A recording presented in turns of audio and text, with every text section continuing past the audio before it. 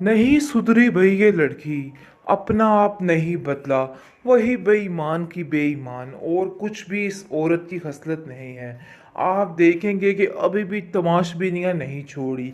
दिल में गुड्डी के बारे में इतना बैर रखा हुआ है कि जो जाता ही नहीं। हर वक्त उसकी बदतरीफियां कर कर के बुरा हश्र अपनी माँ का करती रहती है। लेकिन जी आप देखेंगे कि बहुत जल्द इन लोगों का अंत होने वाला है। इन लोगों का ऐसा हश्र होगा कि ये लोग हैरान हो जाएंगे कि आखिर इनके साथ हुआ तो हुआ क्या। दूसरी तरफ शाजिया काफ़ी डरी सहमी है और कहती है, अरे भाई वाकई में अगर उसके पास सबूत हुए तो हमारा क्या हश्र करेगा। मुझे तो समझ नहीं आ रही है। ऐसा ना हो कि हमें सारी ज़िंदगी जेल की चक्कियाँ पीसनी पड़ जाएं। इसलिए हमें उसकी डिमांड को मान लेना चाहिए और सारी बात जो है सामने कर देनी चाहिए। जिसको सुनकर औरंगजेब कहता है कि मुझे तो उसकी बातों से लग रहा है कि वाकई में वो हर बात को जानता है। लेकिन ये बात ये नहीं है कि उसको इन सब चीज़ों का इल्म है। बात ये है कि इसको नासिर ने बताया है, तुम्हारा भाई ही सारी कारस्तानी कर रहा है।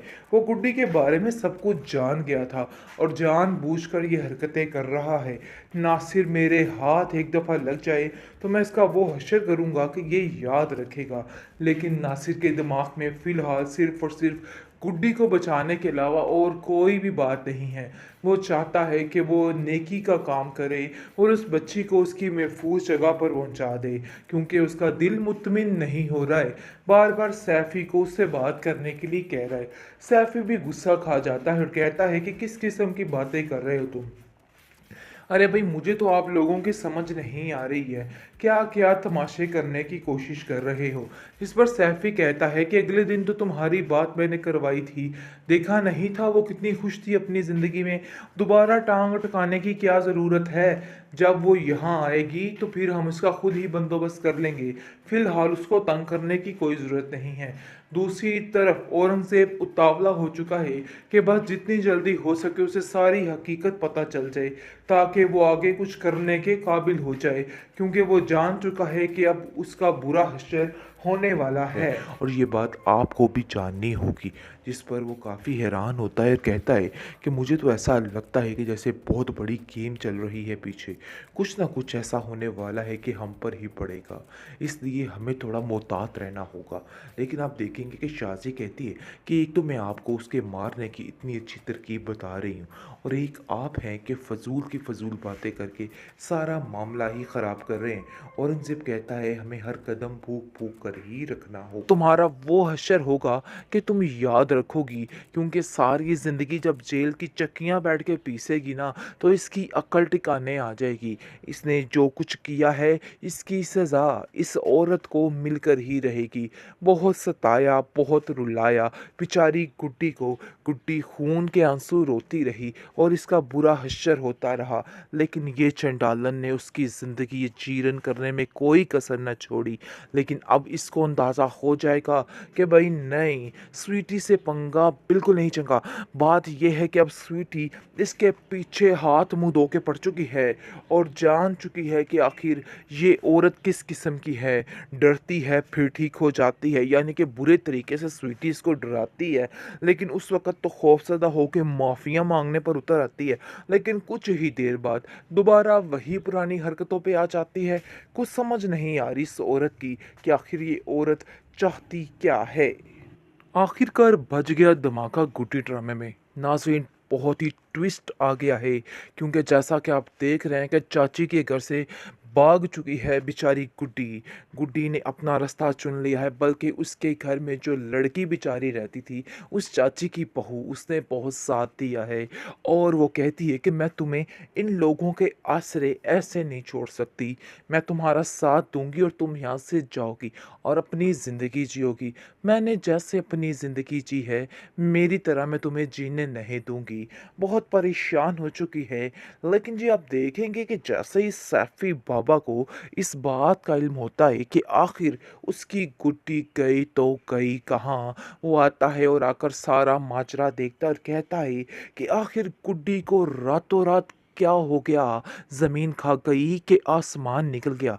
समझ ही नहीं आ पा रही कि गुड्डी है किधर, जिस पर उसकी चाची जान उसको कहती हैं कि अरे भाई मुझे तो पता ही नहीं चला, इसमें ज़रूर किसी की साजिश है। देख लेना, अगर कुछ ऐसा हुआ तो मैं तबाही मचा दूंगी और ऐसा हश्र करूंगी कि ये लोग याद रखेंगे। बहुत मुश्किल में आ चुके हैं सब, लेकिन जिस सैफी उससे ज़्यादा मुश्किल में आ चुका है। उधर हामी बढ़ चुका है और इधर गुड्डी गुमशुदा हो चुकी है, क्योंकि वो इसके चुंगल से भी निकल चुकी है। बहुत परेशानी का आलम है। जहांगीर कॉल करता है उसको औरंगज़ेब कॉल करता है इसको और कहता है कि बाबा जी कहाँ पे पहुंची हमारी गुड्डी, तुमने तो कहा था कि गुड्डी का पता मिल जाएगा। वो उसको आगे से लारे लगाता है और कहता है कि हाँ, बहुत जल्द मैं उसके बारे में तुम्हें बता दूंगा, परेशान होने की कोई भी ज़रूरत नहीं, देख लेना मामलात कैसे ठीक होंगे, परेशान मत हो। लेकिन अंदर ही अंदर से वो ख़त्म हो चुका है, क्योंकि वो जान चुका है कि अब बाजी पलट चुकी है और उसके हाथ में कुछ भी नहीं है, खाली हाथ रह चुका है बेचारा।